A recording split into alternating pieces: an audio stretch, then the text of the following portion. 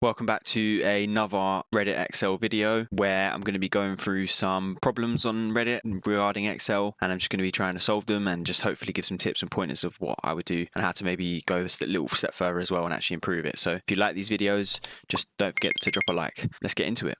In this first problem, we're going to turn this messy data into this beautiful dashboard. Okay, so let's dive into this challenge. So this problem comes from a user who had their monthly data arranged in a way that made it really hard to analyze. As you can see here, the data is very scattered. Each day has a list of different categories and you have to scroll through and try and notice some trends. And they want to basically tidy this up. So the first thing to do here is to think about how we can read the data in an easier way. So what you need to do is to reformat the data, and I've put this into a structured table where every row corresponds to a single day. The related categories and their values will fit here in columns, and this just makes it a lot easier to scan through daily information, and it just doesn't require a lot of effort to spot any trends. So to take this one step further, and build an overview, I then set up this dashboard view. This includes a weekly summary here, and there's a line chart at the bottom that plots the date along the x-axis, and then you can visually see the trends throughout the dates that are selected. This has been achieved by a helper column for the week number, where it shows the week num of that date, and that then displays a number for the week. And adding that to a pivot table here has allowed me to create this chart which separates the data out by week. To make this even more interactive, I've added the use of slicers here, which allows you to drill down any further, and you can filter on things like month, year, and even the date.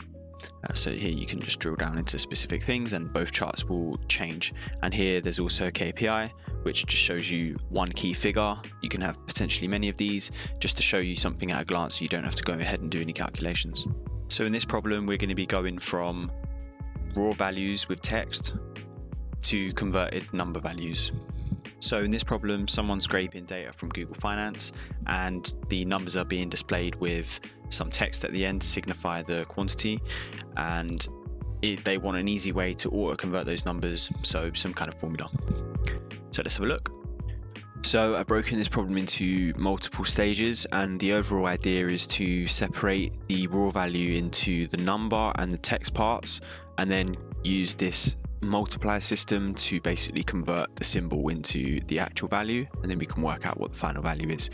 So I've used some helper columns. The first one is to extract the number from this value, and we're going to be using left, which removes a certain number of characters from the text.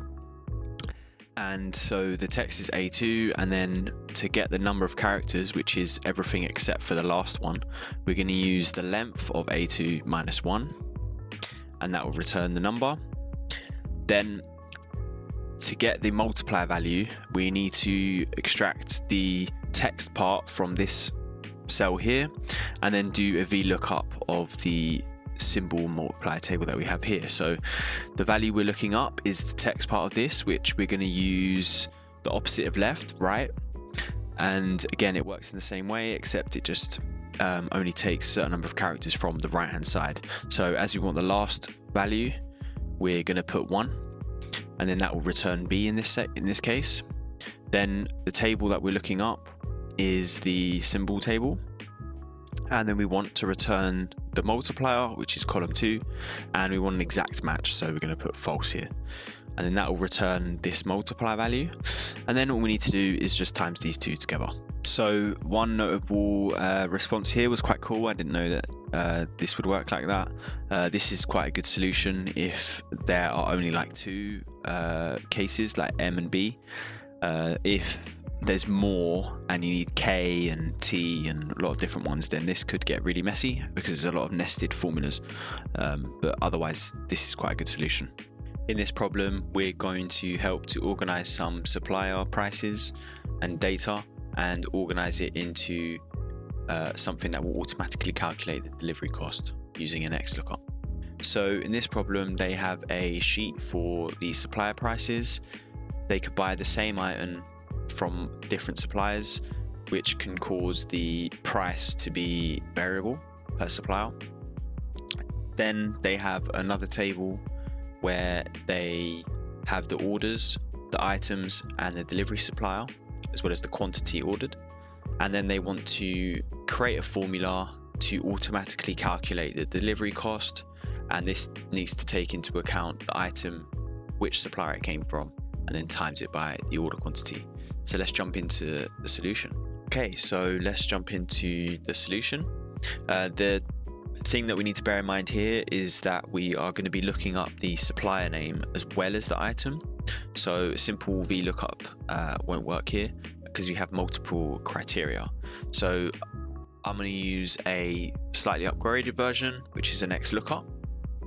And then what we need to do is we need to basically combine our lookup value because it's going to be two different things. So we're going to do the delivery supplier and the item, and that's just going to combine the two into one value. Then our lookup array is now going to be a combination of the supplier and the item. Our return is going to be the buy price.